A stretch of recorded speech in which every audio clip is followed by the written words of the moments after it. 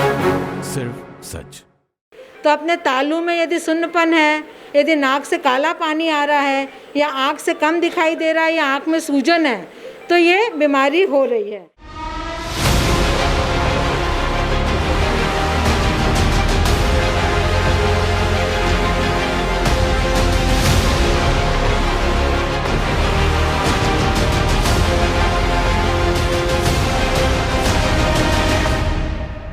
Black fungus जानलेवा है।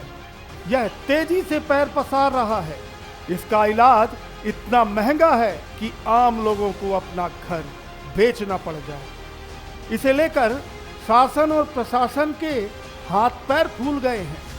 लगातार टीवी चैनलों में ब्लैक फंगस पर ऐसी खबरें देखकर मायूसी जरूर बढ़ गई है, लेकिन द त्रिकाल मीडिया ने जबलपुर में इसे लेकर जमीनी हकीकत जो देखी, उसमें नाउम्मीदी के सागर में उम्मीद की नाव नजर आई है। कोरोना काल में ब्लैक फंगस की दस्तक ने चिंताएं तो बढ़ाई हैं, लेकिन स्वास्थ्य महकमे की तत्परता से इसका निदान भी नजर आने लगा है।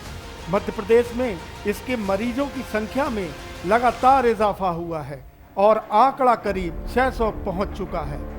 लेकिन दवाइयों की कमी के हालातों पर भी काफी हद तक काबू पा लिया गया है। द त्रिकाल मीडिया टीम ने जमीनी हालातों को जानने की ठानी और हम नेताजी सुभाष चंद्र बोस मेडिकल कॉलेज पहुंच गए। यहां वार्ड नंबर 5, 6 और 20 को ब्लैक फंगस के मरीजों के इलाज के लिए सुरक्षित रखा गया है।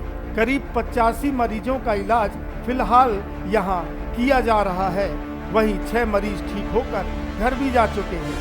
ब्लैक फंगस मुख्य रूप से कोविड से ठीक हो चुके मरीजों को अपनी चपेट में ले रहा है। जिन मरीजों को शुगर थी या जिन्हें आईसीयू में भर्ती किया गया था, उनमें ब्लैक फंगस होने के चांस बढ़ जाते हैं। इस बीमारी के 3 स्टेज होते हैं, जिनमें शुरुआत नाक से होती है, फिर आंख और आखिर में मस्तिष्क तक यह पहुंच जाती है।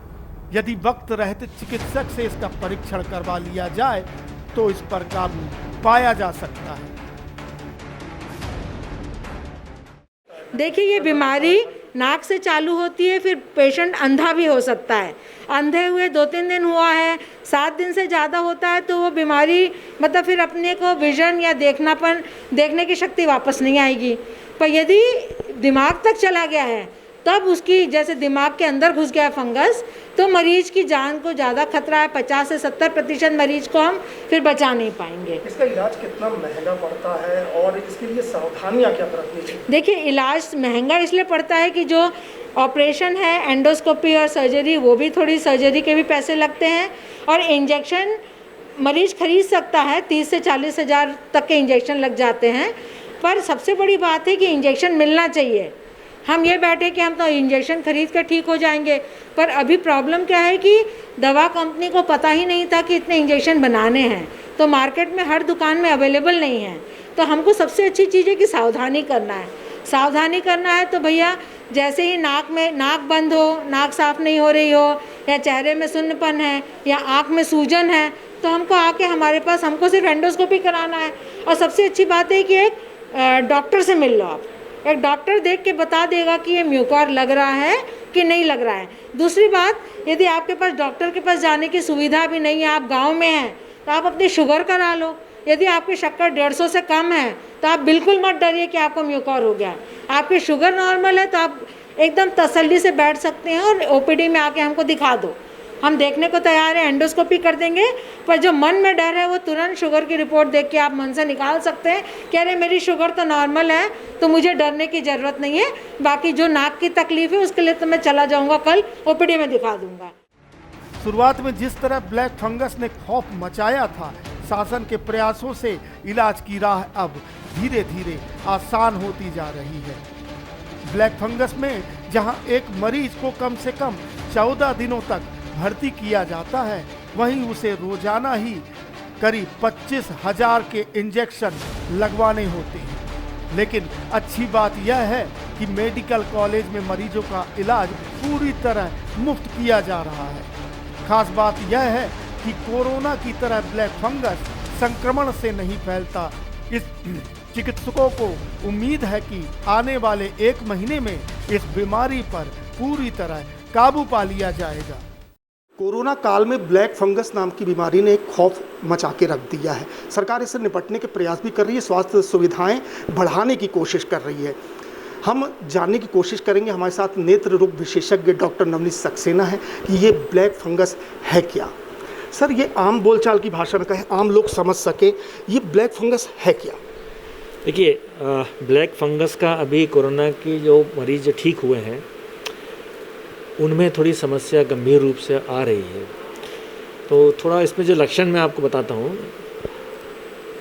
जैसे जो मरीज़ आईसीयू में लंबे दिन तक रहे, जिनको ऑक्सीजन दी गई, जिनको स्टेरॉइड दिए गए, जिनकी शुगर कंट्रोल नहीं थी, इस तरह के मरीज़ों में ब्लैक फंगस होना पाया गया है। आँख में सिम्टम क्या होते हैं?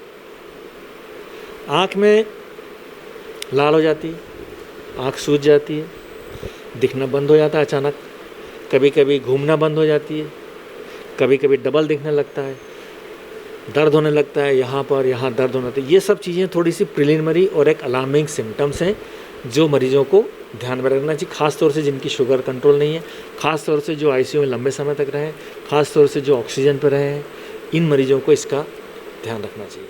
जबलपुर में मेडिकल कॉलेज अस्पताल के साथ कुछ निजी अस्पतालों में भी ब्लैक फंगस के मरीजों का इलाज किया जा रहा है।